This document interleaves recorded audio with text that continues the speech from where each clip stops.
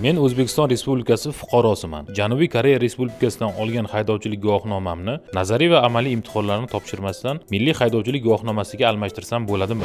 2015-yil 24-dekabrda O'zbekiston Respublikasi hamda Janubiy Koreya Respublikasi hukumati o'rtasida imzolangan bitimga muvofiq Janubiy Koreya davlatining haydovchilik guvohnomasi basharti o'sha davlat vakolatli organi tomonidan qo'yilgan apostil hamda O'zbekiston Respublikasidagi notarial idora tomonidan tasdiqlangan o'zbek tilidagi tarjimasi bo'lgan taqdirda uning egasidan transport vositasini boshqarish qobiliyati bo'yicha nazariy va amaliy imtihonlarni topshirish talab etilmasdan O'zbekiston Respublikasi hududida O'zbekiston haydovchilik guvohnomasi bilan teng ravishda amal qilishi belgilab qo'yilgan. Eslatib o'tamiz, bu tartib Janubiy Koreya Respublikasi fuqarolariga nisbatan amal qiladi. Qonunchilikka ko'ra boshqa xorijiy fuqarolar va fuqaroligi bo'lmagan shaxslarning hamda O'zbekiston Respublikasi fuqarolarining xorijiy davlatlarda olgan haydovchilik guvohnomalarini O'zbekiston Respublikasining milliy haydovchilik guvohnomalariga almashtirish tartibiga ko'ra yo'l harakati xavfsizligi xizmati orqali Tashqi ishlar vazirligidan tekshiriladi. Tekshirish natijasida haydovchilik guvohnomalari tasdiqlangan taqdirda ular tibbiy ko'rikdan o'tib,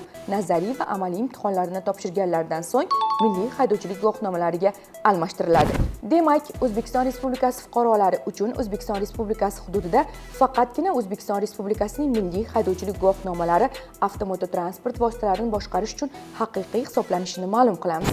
Bizni kuzatib boring va ushbu videoni xorijiy haydovchilik guvohnomasi bilan avtomobil boshqarmoqchi bo'lib yurgan tanishingizga yuborib, ogohlantirib qo'ying.